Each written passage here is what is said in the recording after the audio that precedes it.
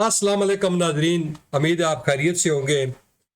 गुज़िश्ता जो हमारा इंटरव्यू था उसमें हमने बात की थी कि पाकिस्तान के आर्मी चीफ जनाब कमर जावेद बाजवा साहब जो है वो रिटायर हो रहे हैं और वो चले गए हैं। अब जो है वो उनके जाने के बाद जनरल आसिम मुनीर साहब ने जो बाकायदा जो है वो चार्ज संभाल लिया है। अब जो सबसे अहम बात जिस पर आज हमारा जो बात करने का मकसद है वो ये है कि अब इमरान खान का जो बयानिया है उसका क्या बनेगा, क्योंकि उन्होंने जो आखिरी 26 तारीख को जो रावलपिंडी में जलसा किया वहाँ पर उन्होंने कहा कि हमारी जो सूबाई हुकूमतें हैं उनका जो अब हम उनसे जो है वो रिज़ाइन हो जाएंगे, उनसे इस्तीफ़ा दे देंगे और इसके बाद जो है मकसद उनका सिर्फ एक है कि फौरी इलेक्शन, जिसके लिए ना हुकूमत तैयार है ना बाकी अदारे कह रहे हैं कि इलेक्शन होने चाहिए। अब देखते हैं कि सब उनका जो बयानिया है वो किस तरफ जाता है। कल मोने सलाई ने भी एक निजी चैनल को इंटरव्यू दिया है, इस हवाले से भी बात करेंगे। मेरे साथ इस्लामाबाद से सीनियर जर्नलिस्ट उमर फारूक साहब मौजूद हैं। उमर फारूक साहब, बहुत शुक्रिया, आप एक बार फिर जो है वो हमारे प्रोग्राम में तशरीफ़ लाए। हमेशा की तरह आपने जो है वो हस्बे वादा टाइम पर आप हमेशा आते हैं, बहुत शुक्रिया। आप हमारे नाजरीन को जो है वो अपनी जो खूबसूरत बातें हैं, अपना जो साफ़ती तजर्बा है उससे आवाम को जो है वो आप मुस्तफ़ीद करवाते हैं, बहुत शुक्रिया। जनरल बाजवा साहब चले गए हैं, अब जनरल आसिम मुनीर साहब आ गए, ठीक है जी। इमरान खान साहब का बयानिया जो है वो अब, क्योंकि एक बात जो मैंने जो नोट की है उमर फारूक साहब के मियाँ नवाज शरीफ का जो मकसद था, जो उन्होंने 5 साल जदोजहद किया, जो उन्होंने कहा था कि वोट को इज्जत दो, वो उस बयानिए में कामयाब हो गए हैं। क्योंकि वो ये चाहते थे कि फौज जो है वो फौज की मुदाखलत जो है ख़त्म हो, और आज आप देख रहे हैं इसके लिए उन्होंने जेलें काटी, सारा कुछ बर्दाश्त किया, लेकिन आज जो है फौज वो इस सारे मामले से पीछे हट गई है। इससे साबित ये हुआ है कि मियाँ नवाज शरीफ की जद्दोजहद जो है वो रंग ले आई है। उनका जो बयानिया था कि वोट को इज्जत दो, उसको जो है वो कम से कम फौज ने जो है एक्सेप्ट कर लिया है। आइंदा जो है वो पाकिस्तान की सियासत में जो है फौज अपना किरदार अदा नहीं करेगी। दूसरी तरफ आपने देखा कि इमरान खान साहब जो है वो फौरी तौर पर इलेक्शन का मुतालबा कर रहे हैं कि पाकिस्तान में जो है वो फौरी इलेक्शन करवाए जाए।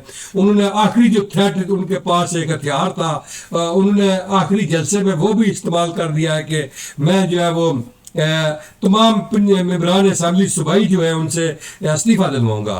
तो अब ये खबरें चल रही हैं कि अभी थोड़ी देर पहले मैं देख रहा था कि इससे भी वो यू टर्न ले रहे हैं। आपके पास क्या इत्तलात है? बिस्मिल्लाहिर्रहमानिर्रहीम। शुक्रिया आसिफ कुरैशी साहब, हस्बे मामूल आपने हमें मौका दिया गुफ्तगू का। बहुत सारे सवाल आपने कर दिए और उनका होना थोड़ा सा मुश्किल है, लेकिन चले एक एक करके हम। नहीं, आप तो सारे जहन में इंशाल्लाह आप जवाब दे देंगे, मुझे पता है। जी इंशाल्लाह। पहली तो बात यह है कि वकार और पुरवकार तकरीब में ये जो कमांड का वो सबने लाइव देखा, और पाकिस्तान के 17वें नए army chief general Syed Asim Munir साहब ने फौज की कमांड संभाली। अच्छा, इसमें जो छोटी छोटी खबरें हैं बड़ी, वो उनके जरा एक सरसरी सी नजर डाल के आगे जरूर वो जरूरी होती है। जी जी। एक तो वो आपने उसमें बाजवा साहब की बॉडी लैंग्वेज भी नजर आ रही थी और आसिम मुनीर साहब की उसमें बड़ी सारी बातें हैं, लेकिन उसको आगे करके निकलते हैं कि उनके कमान संभालने के बाद जनरल फैज हमीद के इस्तीफे की खबर आई और मुसलसल चलती रही, और आज कंफर्म किया जराये ने कि उनका इस्तीफा मंजूर हो गया, और बिलाखिर जनरल बाजवा और जनरल फैज समझ लें कि इकट्ठे रुखसत हुए। हालांकि जनरल फैज हमीद साहब जो कोर कमांडर बहावलपुर थे, उनकी जो रिटायरमेंट थी वो अप्रैल 2023 में होना थी, लेकिन उन्होंने 5 महीने कबल अपनी रिटायरमेंट ले ली। ये एक बड़ी खबर थी। हालांकि वो सुपर सीड भी नहीं हुए थे और उनको बाईपास भी नहीं किया गया। और दूसरी बात यह है कि कल आसिम मुनीर साहब ने मुख्तलिफ अपने फौज के अंदर जो उन्होंने तबादले की हैं, اور ظاہر سی بات ہے جو بھی نیا جنرل آتا ہے یا آرمی چیف آتا ہے وہ اپنی ٹیم سلیکٹ کرتا ہے. اب انہوں نے آہستہ آہستہ اپنی ٹیم سیٹ کرنا شروع کر دی ہے. جو ذرائع سے خبریں آئی تھی کہ D G I S P R سمیت corps commander Bahawalpur, corps commander Karachi اور اسی طرح مختلف جو اعلیٰ عہدے تھے ان پہ افسران کا تقرر کیا ہے, اور جی یہ تقرر ان کا میرے خیال میں اگلے 2 ماہ 3 ماہ تک جاری رہے گا, اور وہ اپنی ٹیم سیٹ کریں گے اور اس کے بعد پھر وہ توجہ کریں گے باقی معاملات کی طرف. تیسری بات جو پالیسی کی بات ہے, تو لیکن ہم نے پچھلے پروگرام میں بھی کہا تھا کہ جب جنرل باجوہ صاحب آخری تقریر یوم شہداء کے موقع پہ تقریر کی تھی, تو اس میں تقریر میں انہوں نے یہ فرمایا تھا کہ فوج نے یہ انہیں دوسری تیسری مرتبہ فرمایا کہ ہم فوج نے فیصلہ کیا ہے وہ سیاست میں مداخلت نہیں کریں گے اور سیاستدان اپنے فیصلے خود کریں گے. اور میرے خیال میں یہ ہے کہ عاصم منیر صاحب اسی پالیسی کو فی الحال فالو کریں گے اور فوج سیاست میں مداخلت نہیں کرے گی. اس کی ایک بڑی آپ کو اگزامپل دوں یا مثال دوں تو یہ ہے کہ جب کمان سنبھالنے کے بعد Syed Asim Munir chief of army staff general Syed Asim Munir نے صدر مملکت عارف علوی صاحب سے ملاقات کی. پہلی جو ملاقات تھی تو اس ملاقات میں کچھ ذرائع سے یہ خبریں منظر عام پر آئی تھی کہ عارف علوی صاحب نے کوشش کی کہ ان کی فون پر بات کروائی جائے عمران خان صاحب سے. اور انہوں نے پہلے سے کوئی اسٹریٹجی بنائی ہوئی تھی, جی بالکل عمران خان کو آن بورڈ کیا ہوا تھا, لیکن سید عاصم منیر صاحب نے انہوں نے بات کرنے سے انکار کر دیا اور انہوں نے کہا کہ ہم نے فیصلہ کیا ہم سیاست میں مداخلت نہیں کریں گے, اور جو ہماری ضرورت کے مطابق جو ملاقاتیں ہیں آئین کے مطابق جو ڈیکورم ہے اس کو تحت ہم چلیں گے, لیکن ہم ویسے ہم سیاستدانوں سے رابطہ نہیں کریں گے. یہ جو چیز واضح ہو گئی کہ جو نئی کمان ہے فوج کی وہ اسی پالیسی پہ عمل پیرا ہے جس پہ مطلب جنرل باجوہ چھوڑ کے گئے تھے. تو یہ لوگ فوج کے حوالے سے جو چیزیں تھی وہ آ گئی. اب آگے ہیں دوسرا مرحلہ کہ خان صاحب نے آخری کارڈ کھیلا 26 نومبر کو اور اعلان کیا کہ ہم اسمبلیاں تحریر کر دیں گے اور اسمبلیوں سے نکل آئیں گے. اب آپ دیکھیں کہ خان صاحب کا جو 26 نومبر کا خطاب تھا پنڈی کا, ایک وہ شو جو تھا وہ فلاپ ہو گیا, چونکہ ہمارا پروگرام اس سے ایک دن پہلے ہو گیا تھا, وہ شو فلاپ ہوا, اس میں کوئی بڑی تعداد کارکنوں کی شریک نہیں ہو سکی. آپ نے یہ بھی دیکھا کہ 27 اکتوبر سے لے کے 26 نومبر تک ایک بڑا لانگ مارچ ایک مہینہ تقریباً وہ چلا پنجاب میں, اور جو اس کا اینڈ یہ ہوا کہ چند ہزار لوگ شریک ہوئے, حالانکہ پورے ملک سے ان کی آواز تھی, گیدرنگ تھی کہ لوگ آئیں گے, اور کے پی کے حکومت تھی, پنجاب حکومت تھی, کشمیر اور گلگت بلتستان کی صوبائی حکومتیں تھیں, لیکن عوام نے اس طرح شرکت نہیں کی جس طرح کی کوئی توقع خان صاحب کو تھی. وہ ایک عام روٹین کا جلسہ تھا, اور پنڈی کے لوگوں نے بھی میرے خیال میں کوئی زیادہ پارٹیسپیٹ نہیں کیا. تو خان صاحب کی وہ جو تقریر تھی پنڈی والی, میں تو اس کو مایوس کن تقریر کہوں گا, کیونکہ اس تقریر میں کوئی بیانیہ بھی نہیں تھا اور کوئی ایسی بات بھی اور لاجک بھی نہیں تھی کہ جو ایک اتنے بڑے تحریک کے بعد ایک آخر میں کوئی اپنے سربراہ اپنی جو کارکنوں کو دیتا ہے, اس میں کوئی ایسی لاجک نہیں تھی.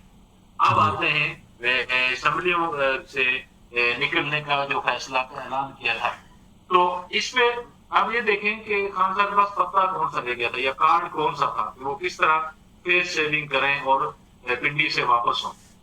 دیکھیں آرمی چیف کا تقرر بھی ہو گیا, نئے الیکشن کی تاریخ بھی نہیں ملی, اور حکومت نے کوئی مذاکرات کی پیشکش بھی نہیں کی, اور وہ اسلام آباد میں بھی داخل نہیں ہو سکے. اور پھر سب سے بڑی بات یہ ہے کہ انہیں وہ کراؤڈ میسر نہیں آ سکا کہ جس کی بنا پر وہ کوئی حکومت کے ساتھ کوئی بات چیت کرتے یا کہیں بیٹھ سکتے. تو ان کے پاس ایک آخری کارڈ تھا وہ جو انہوں نے کھیلا, اور اس کارڈ کے کھیلنے کا آپ دیکھیں نتیجہ کیا ہے کہ خان صاحب نے کسی سے کوئی مشاورت نہیں کی, اور اب وہ اس پہ مشاورت کرنے کے اسمبلیاں تحلیل کریں نہ کریں تو کب کریں, کیسے کریں, پہلے کون سی اسمبلی جائے گی, کیسے, مطلب ابھی وہ اس پہ مشاورت کر رہے ہیں. اور مطلب یہ کا, اور سب سے آخری بات کہ آج جو ابھی کی خبر ہے بالکل جو انہوں نے لاہور میں آپ نے جو خطاب کیا ویڈیو لنک کے ذریعے اپنے پارٹی رہنماؤں سے, اس میں خان صاحب پیشکش کرنے حکومت کو کہیں مذاکرات کرے, مجھے تاریخ نے الیکشن کی ورنہ میں اسمبلیاں تحریر کر دوں گا. تو یہ بات پہنچ گئی, حالانکہ حکومت ان کو کہتی رہی پہلے, لیکن وہ کہیں راستے پہ نہیں آ رہے تھے. لیکن وہ تو کہتے تھے کہ اس حکومت سے بیٹھنے سے بہتر ہے کہ ہم یہ دنیا سے چلے جائیں. मैं मर मैं मर जाऊं जाऊं। हाँ मैं मर जाऊं तो बेहतर है कि इस हुकूमत के साथ मैं मुज़ाकरात करूं, लेकिन जी जी। हालात इस नर्ज पर आ आप गए ये हैं। हो गया ना, वो लेकिन वो उमर न्यूज़ फारूक हो गया साहब, आज आप देखें। ये मेरी जो इतलात है कि एक तरफ तो चौधरी परवेज लाई साहब ये कह रहे हैं कि इमरान खान साहब जब कहेंगे मैं 1 मिनट में असेंबली तोड़ दूंगा, लेकिन दूसरी तरफ वो जो उनकी मुलाकात हुई है उसमें उन्होंने उनसे कहा कि मुझे कम से कम 1.5 महीना दें सोचने के लिए, क्योंकि जो मैंने मंसूबे शुरू किए हुए हैं उनको भी ख़त्म करना है, कुछ मेरे और मामलात हैं उनको भी किसी तरफ लाना है। एक तो ये खबर है। दूसरी ये है कि चौधरी परवेज लाई साहब कल जो है वो निजी दौरे पर है, वो रावलपिंडी आए हैं, इस्लामाबाद आए हैं। उन्होंने अपना प्रोटोकॉल पंजाब हाउस या कहीं और छोड़ा, वो किसी प्राइवेट गाड़ी में बैठ कर कहीं गए और मुलाकात करके वापस वो एयरपोर्ट पर किसी को पता चला कि वो अब वापस लाहौर चले गए हैं। तो वो इस तरह की मुलाकातें भी कर रहे हैं। अच्छा देखें जी, पहले तो अफसर साहब ये देखें कि ये खान साहब का जो कार्ड था कि असम्बलियां तहलील करने का, ये कितना एक मौसर है। अगरचे इसको लोगों ने बहुत, जो इमरान खान के फॉलोअर हैं या जो उनके मानने वाले हैं, उन्होंने कहा कि बड़ी स्मार्ट मूव की है और बड़ा हुकूमत को उन्होंने फंसा दिया है, अब तो बाहिर ही नहीं है कि ये किसी वक्त भी इलेक्शन हो सकते हैं। देखें बिल्कुल अच्छी बात है, होगी, लेकिन होगा क्या? क्योंकि इसमें जो उसूल कानूनी चीजें, आईनी चीजें वो ये हैं, असेंबली तहलील करने के वज़ीर आला जब असेंबली भेजेगा गवर्नर के पास, तो गवर्नर ऑटोमेटिक उसको 14 दिन अपने पास रख सकता है। 14 दिन के बाद उस गवर्नर उसको वापस कर देगा अगर चाहे तो। जब गवर्नर वापस करेगा 2-4 दिन जाहिर सी बात है फिर लगेंगे, फिर दोबारा समरी अगर वज़ीर आला दोबारा भेज देता है तो फिर वो 10 दिन रख सकता है गवर्नर इसको, और अगर वो उस पर दस्तखत नहीं करते तो ऑटोमेटिक असेंबली तहलील हो जाएगी। तो यूं समझ लें कि 1 महीना है ये, पहला मरहला तो यह है कि 1 महीना लगेगा। उसके बाद दूसरा मरहला असेंबली तहलील हो जाती है तो क्या होगा, या इलेक्शन कमीशन उसमें तमाम सीटों पे ज़िमनी इलेक्शन कराए, या फिर यह है कि उन 2 सूबों में आम इलेक्शन कराए जाएं जो 5 साल बाद होते हैं, 2 सूबे। अब जो इलेक्शन कमीशन की तरफ से रद्द अमल आया जो पहला, उसमें यह तासर था कि वो ज़िमनी इलेक्शन कराने को तैयार हैं, और जब वो ज़िमनी इलेक्शन अगर करा देते हैं तो आज मौलाना फजल रहमान ने भी एक जगह बयान दिया है कराची में कि हम असेंबली की मुद्दत 1 साल 6 महीने से 1 साल बढ़ा सकते हैं और इसमें आने की गुंजाइश मौजूद है। तो अगर ये ज़िमनी इलेक्शन हो जाते हैं तो इसका मतलब यह है कि फिर ये 1.5 साल तक असेंबली आगे ले जाएंगे, विफाक को भी कहीं तान के। ये एक बात। दूसरी बात यह है, 1 माह अगर 1 माह तो गवर्नर लगाएगा, फिर 3 माह के लिए केयर टेकर निगरान हुकूमत आएगी, उसको कौन नामजद करेगा? जाहिर सी बात है उसको नामजद जब असेंबली नहीं है तो गवर्नर का इख्तियार है, गवर्नर जिसको चाहे निगरान वज़ीर आला बना दे और निगरान काबीना बना दे। अब उसमें मसला यह है कि खान साहब कैसे सर्वाइव करेंगे जब उनकी मशावरत से कोई निगरान हुकूमत ही नहीं आएगी, और उससे पहले 1 महीना जो होगा तो उसमें खान साहब के लिए बड़े मसाइल हैं। जराए हमारे ये कहते हैं कि आज परवेज इलाही ने उनको ये कहा कि मैं असेंबली तोड़ देता हूँ, आप कह देते हैं ये मैं भी तोड़ देता हूँ, लेकिन कल ही यहाँ पे पंजाब पुलिस आपको गिरफ्तार करने पहुंच जाएगी, आपका तो बेशुमार मुकदमात हैं, फिर आप क्या करेंगे? तो जब वज़ीर ने ये कहा तो उसके बाद खान साहब इस पे सोचने कहने लगे अच्छा चलो मैं इससे अपनी कानूनी टीम से मशावरत करता हूँ, फिर दोबारा इजलास बुलाते हैं। तो खान साहब बड़े कंफ्यूज हैं इस मामले में, और वो इस पे निकलने के लिए कोई रास्ता ढूंढ रहे हैं। और जहाँ तक हुकूमत की तरफ से मुज़ाकरात की बात है, मेरे ख्याल में हुकूमत पहले ही उनको पेशकश कर चुकी थी ये जो लॉन्ग मार्च लेके आ रहे थे।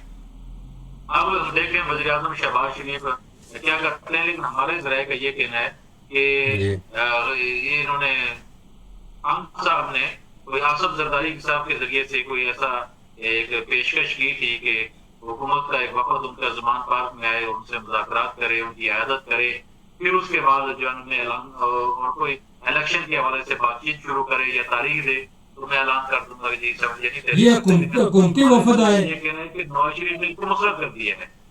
ये हुकूमती वफद आए। खान साहब ने ये कहा कि पीपल्स पार्टी का या हुकूमत का? हुकूमत का वफद है, और वो आपकी आयादत भी करे और मुज़ाकरात भी शुरू करे। ठीक।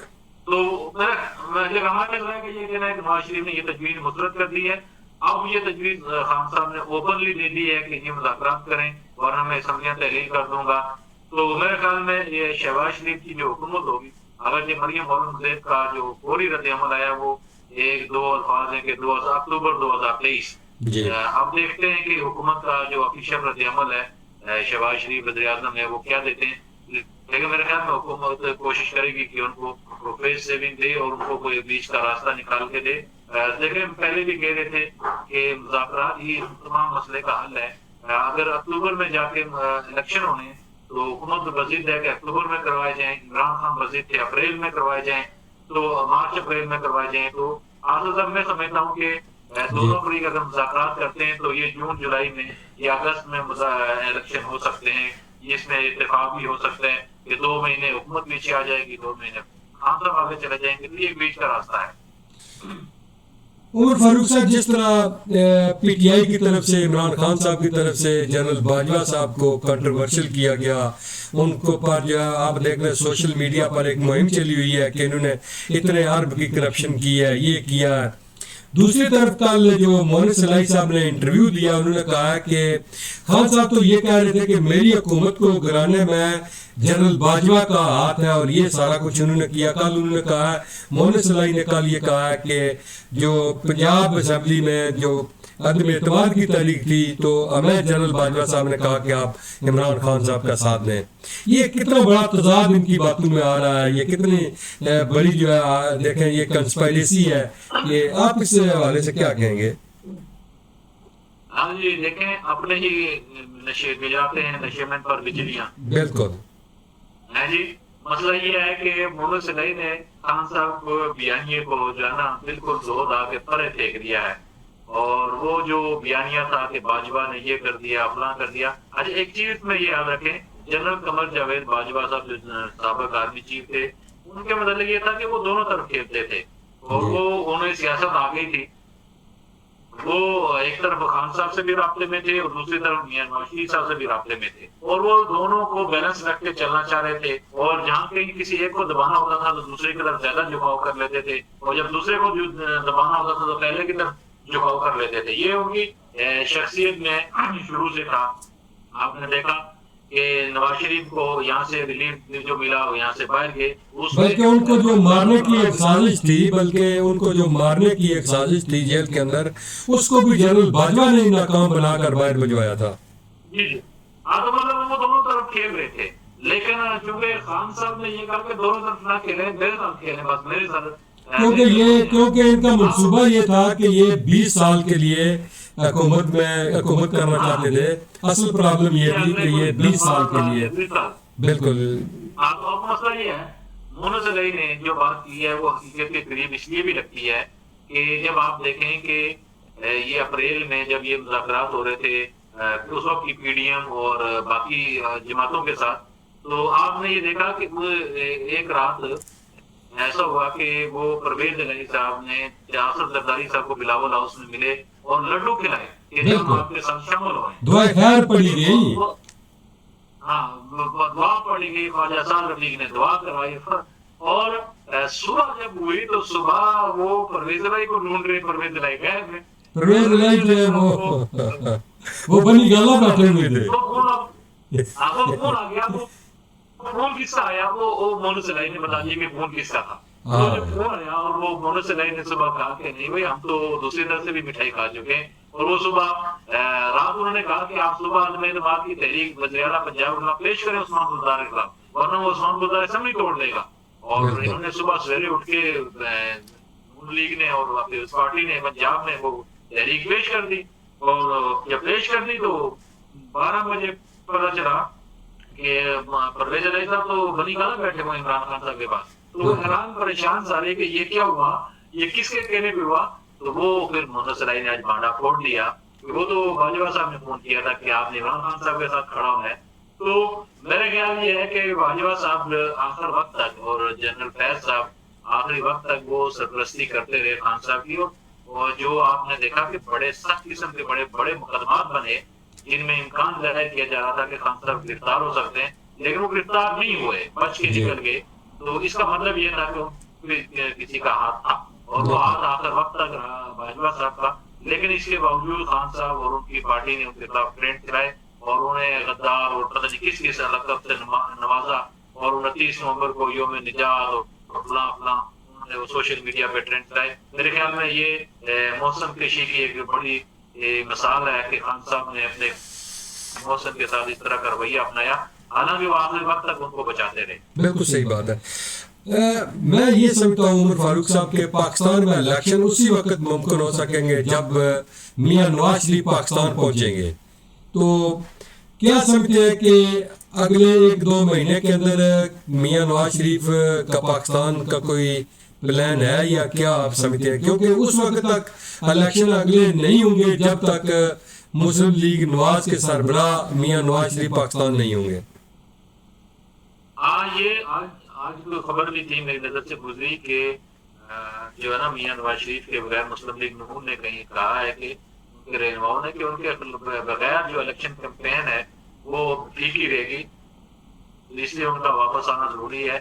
ایک بات، دوسری بات یہ ہے کہ یہ مسلم لیگ نون کی جنرل کونسل کا میرا میں 3 کو یا 5 دسمبر کو اجلاس بھی ہے یہاں اسلام آباد میں۔ ہمارے ذرائع یہ کہہ رہے ہیں کہ زیادہ چانس یہ ہے کہ اس میں ہو سکتا ہے شہباز شریف کی جگہ مریم نواز کو پارٹی صدر بنایا جائے۔ اس میں الیکشن ہونے چکے کی، وہ 3 سال کی مدت ہے وہ پارٹی الیکشن کی وہ پوری ہو چکی ہے، اور وہ ظاہر سی بات ہے آئینی ضرورت کی ہے۔